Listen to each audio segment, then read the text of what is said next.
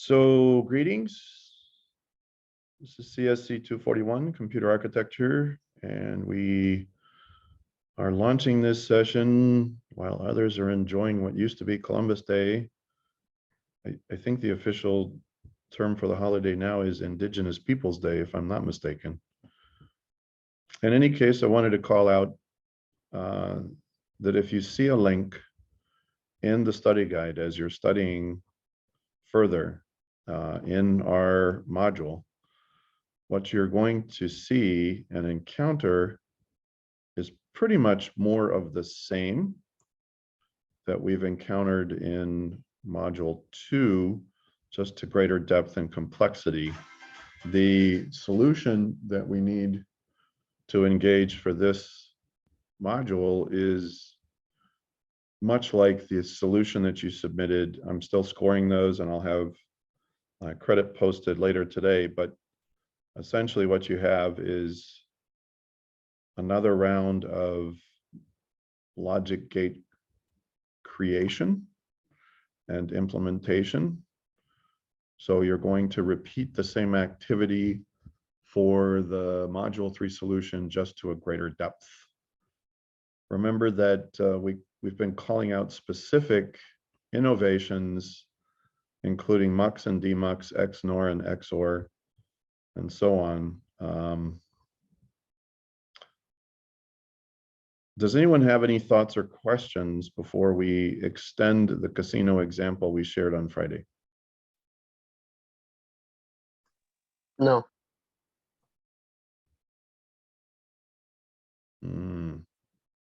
No questions, huh? Well, all right. So what we want to do is extend some finer points about this configuration compared to this configuration, right? What we did was walk through how this particular construction would allow for a much greater probability of trues or a positive result, right?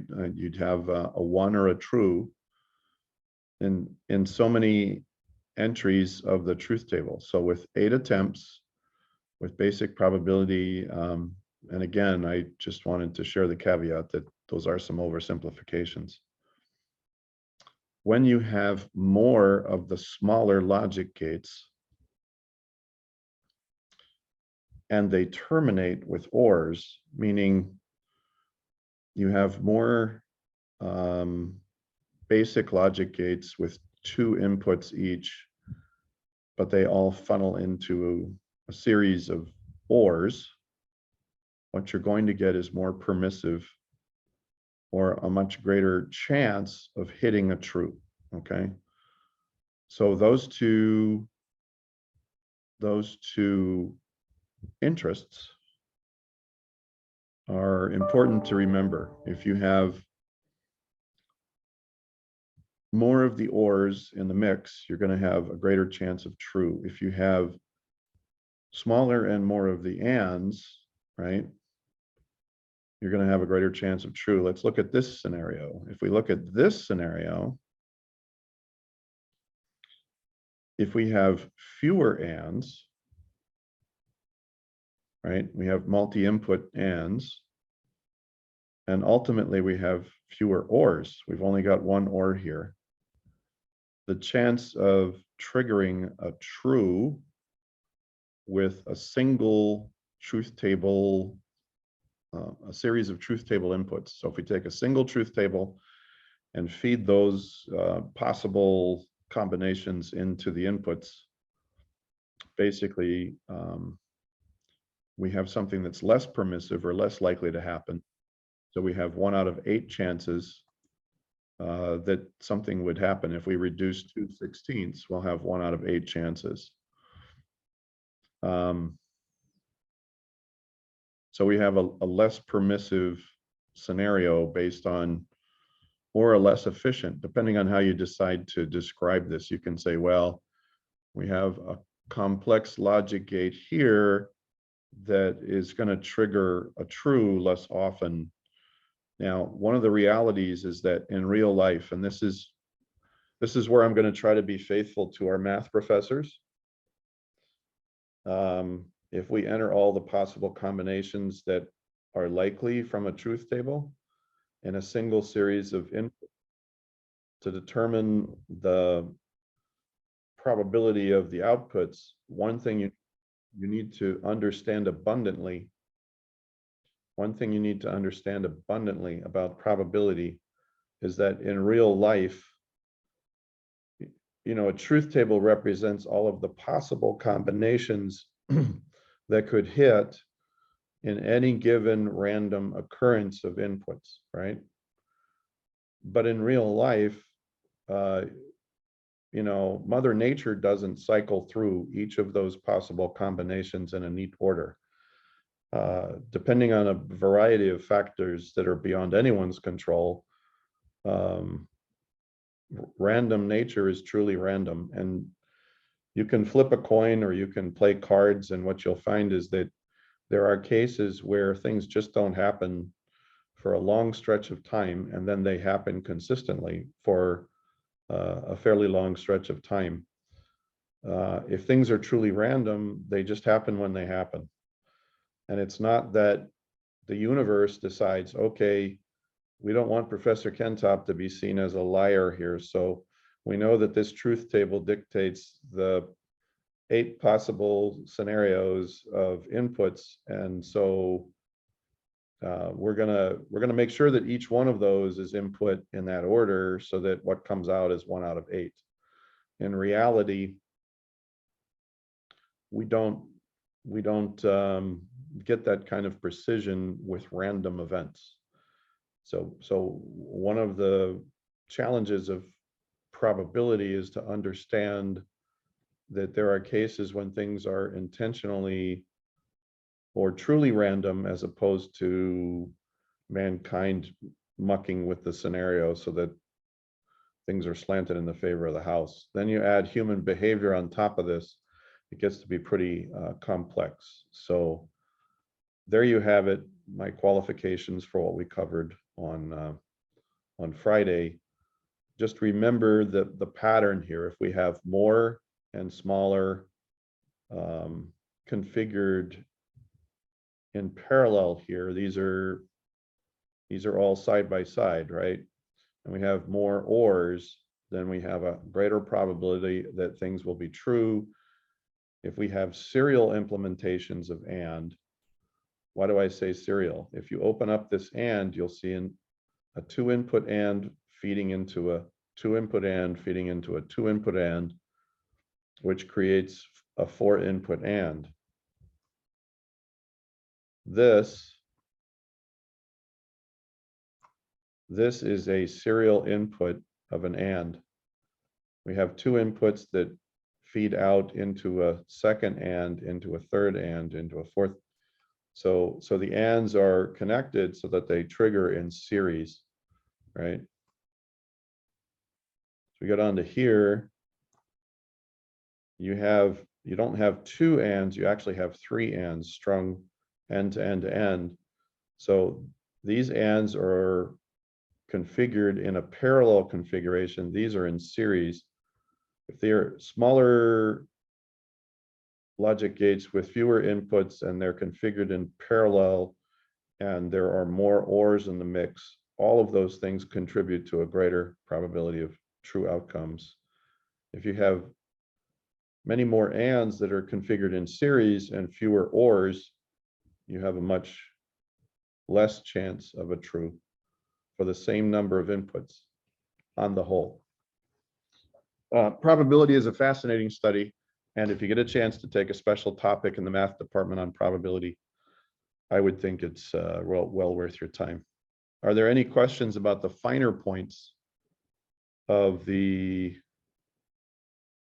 casino example before we go on, now that I've extended the understanding here?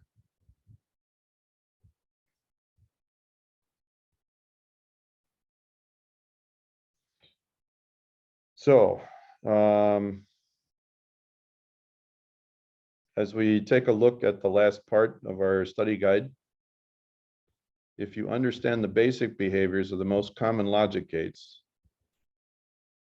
so with a truth table, you want to understand, doesn't matter the number of inputs. If you're dealing with an AND, you could have 8 inputs for an AND, 16 inputs for an AND, 32 inputs for an AND, 64 inputs for an AND. Does that pattern sound familiar to anyone? Yes. 2, 4, 8, right? You get where I'm, yeah, you get where I'm going with this, right? So you happen to have 64-bit CPUs and 64-bit computers now.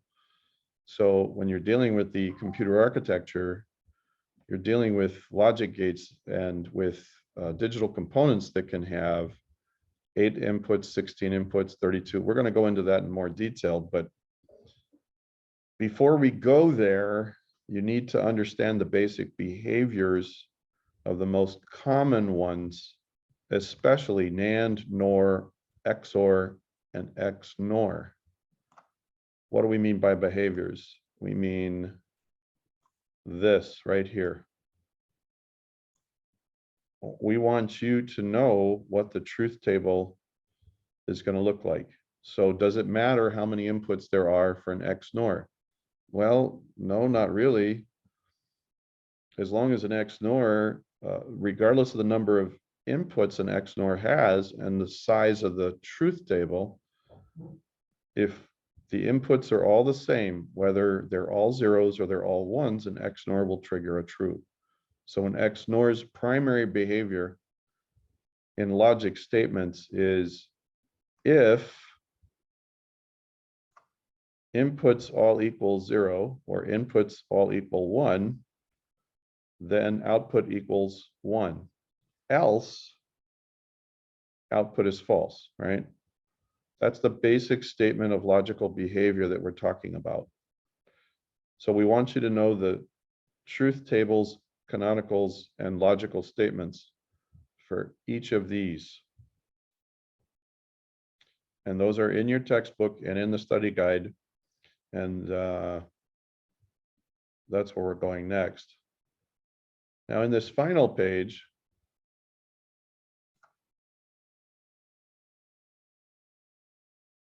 can everyone see my screen? Yes. Yes, we can see it. Okay.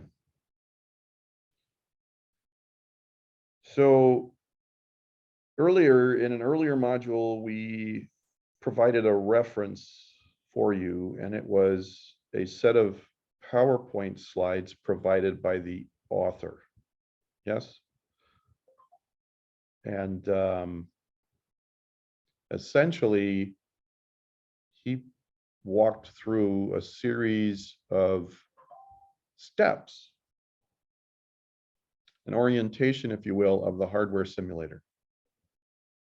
And I noticed from the solutions I've looked at so far that some of you actually dug into that and checked out what Nissan and Shacham, right, our two gentlemen from MIT, provided in those slides, because there was a quality to what you submitted with your very first solution using the HDL simulator environment. And some of you chose to use a script to generate and test whether or not your created logic gate, your own unique creation, would actually perform and behave like it was supposed to. And what I want you to do, if you haven't yet, is to go back to Nissan and Shacham, well, to go back to NAND to Tetris, right? So if you go back to NAND to Tetris, and everyone can still see my screen, yeah? Yeah. Yes. Okay, so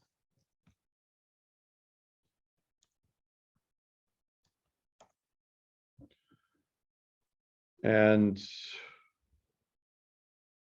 when you go into, let's look at software here.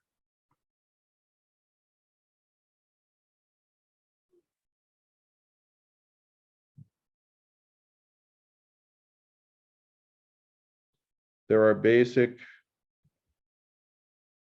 It's this reference right here. So if you scroll down from the downloads option about the software, it talks about the hardware simulator. Now, I would prefer that you do not worry about the CPU simulator, the VM emulator, and the assembler at this time, right? But if you're interested in exploring on your own, this is fascinating stuff, and they've done an amazing job of making all of this very logical, okay? For those of you that want to run this in the math environment, if you haven't seen this and you've run into some snags, we've talked about running the script instead of the BAT file, right? And what I'd like you to do is go back to this original download, the PowerPoint or the PDF. And I want you to spend some quality time reviewing this information. So basically this should look familiar at some point. And if it doesn't look familiar, you want to take some quality time to just dig in. Now, why didn't we ask you to work this part of it early in the course? Well, we wanted to give you more exposure. We wanted to allow you to get your feet wet, so to speak, and try some of these concepts on for size until they were comfortable. But what you'll see here is how the test scripts and some of the built-in chips and the clocked chips, when we get into our next module, we're going to be talking about time-oriented or sequence-oriented chips. So there's an innovation that changed our world. That's where things really started to take off fast. So some of the innovations we've discussed in this module are set the stage for the most important innovation, and that has to do with the ability to start executing with an intentional sequence. The ability to automate step by step incrementally, right? That's where we get into the clocked chips. And it's actually a component of random access memory that allowed our computer memory to work properly. And we'll explain that more in the next module. But if you can, I want you to take this down through the first 3 levels where it talks about your built-in chips. And I want you to take a fresh look at what you may have glanced over earlier in the course. Because now this is richer, it has more meaning. You know what this means now, not A. You understand that that's a wire that's been labeled not A. So it could be W1, and then these could be W2, W3, and so on, right? So we have not A, not B. That could be W. We could call that W1, W2, and then this would be actually W3, W4. But here they're talking about the XOR chip. They're providing more information. They're giving you insights into things you're going to see on the next module assessment and in your cumulative exam. Hint, hint. Here is a functional statement of what an XOR does. And that's serious stuff, right? So, yep, there you have it. And functional. So this is a functional, this is a Boolean function, and it's a statement. It's one way to write the statement of a Boolean function. It represents the XOR. And wow, is that kind of busy, right? And that's why I'm taking the time to point this out, call this out, share this with you. But if we just went through this and showed you this right here,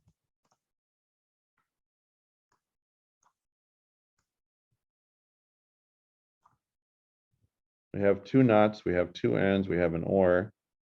If you're looking at this version and you see two nuts, two ands, and an or, if I ask you, what Boolean function does this represent? And the choices are XOR, XNOR, NAND, and NOR. Nobody should have a problem getting that, right? Based on the diagram we just reviewed, and we're calling out this, you know, would you write it the same way? I might use some square brackets to try to, you know, make this a little plainer or cleaner, but that's my own preference. There's something about doing this with all those extra parentheses that tends to throw people off. And so I'm a little bit of a purist when it comes to that. But, you know, you have the first parentheses here, and then here's the last parentheses there. And so you can write Boolean functions like this, and you can write coding statements like this. It's just very thorny, and when you run into problems and try to troubleshoot, it's a lot more complex. That said, I want you to be able to look at a statement like this, a functional statement like this, and be able to parse it out. So how do you do that? Well, you spend some time in the weeds with the slides that we originally reviewed, but dig deeper this time, right? And make sure that you notice the subtleties, the finer points, right? Where it's talking about the internal chips. In your next module solution, this is an area where you can help troubleshoot gaps in your HDL statements. So when your chips get more complex, in our last module, we tend to focus all our attention up here to see if we change the values, would they match or what we have in our truth table. That's what we focused on right here. We didn't focus on scripts. We didn't focus on stepping through each statement one at a time. So instead of just running your HDL, you can step through it a statement at a time. And then that way you can find out if, okay, that line is good, that line is good. And you can kind of find where or isolate where you might have a problem. This is another area here that will present when you have more internal pins, when you have W1, W2, and so on, you have not A and not B. As you start entering values up here, you can see, okay, are these internal pins carrying the values that are expected, right? So it's the internal pins and the chip logic that are supposed to track with each other. And it's clues that you pick up here that will help you find errors in your HDL statement there. Any questions so far?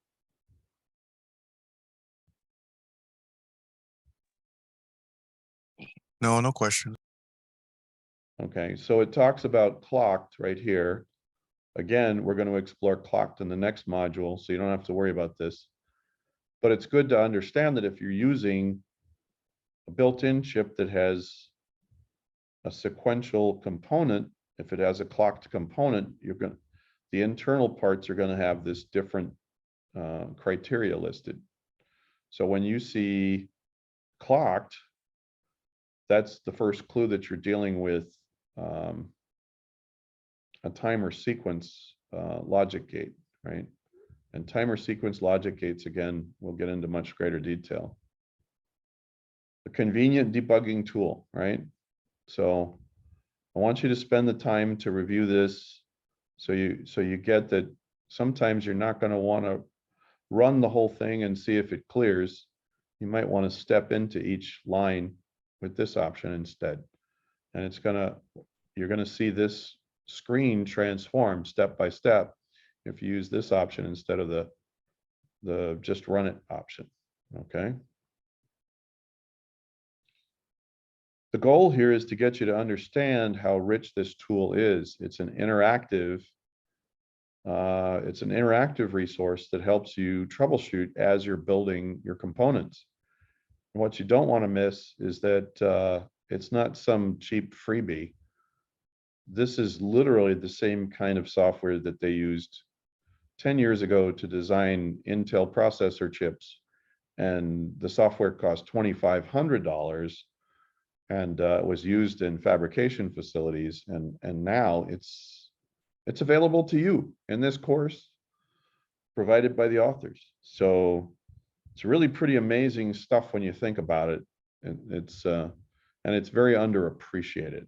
I guess that would be one of my things. Now, in module 3, we have basically turned this up, and I have not yet posted the solution, but what you'll see is that we're going to post the module 3 solution here, and we want you to spend all of your time and energy this week working on the next level of creation with your hardware simulation environment. At the same time, you finish retaking the module 2 assessment. So what we've done is posted the high score for your module 1 assessment retake. The same thing is going to happen in module 2. We're going to post a second and final version of the module 2 assessment, and we want you to complete that this week as you're working on your module 3 solution. Wednesday, we'll spend time helping students with their solution implementations, okay? So we will post the module 3 solution here, and we want you to finish reviewing the resources and references so that by the end of this week, we can engage our first attempt of the module 3 assessment after you've submitted your solution. Any questions before we break today?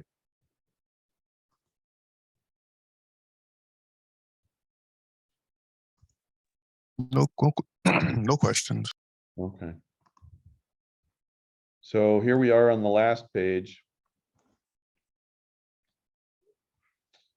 And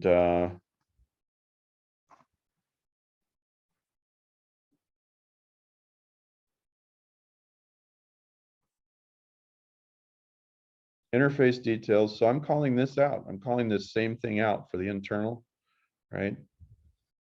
What we just walked through on screen with Nissan and Shaken. I'm saying the same thing here in our study guide.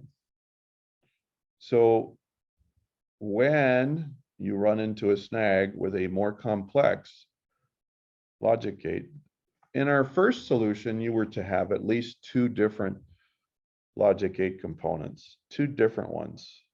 And with this module, you want to have 3 different. And you can use some of the more elegant logic gates too. You can incorporate an XOR along with and, or, and not, if you would want. Or you can use NORs and NANDs if you would want. You need to have at least 3 inputs and at least 3 different types of logic gates in a new logic gate design. Of course, drawing the diagram is part of that, right? So I think what we're going to do is put a brief assignment out there that says, hey, have a diagram ready by Wednesday.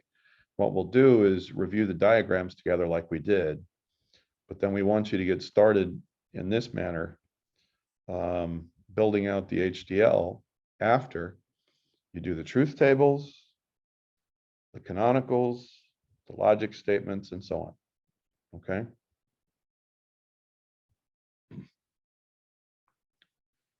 Where does the textbook come in? Well, in your textbook, if you dive back in to your textbook, it actually shows you the test script you can use to test a given logic gate, and it shows you its own version of the truth table. So these are handy things that I want you to play with. I want you to get in there and you can load a test script to try to run an XOR to see if it's actually going to do what it's supposed to do, right? Notice the built-in logic that's there and your output file. The output file creates a truth table. It's the same thing as a truth table with the output file. Any questions before we close out today?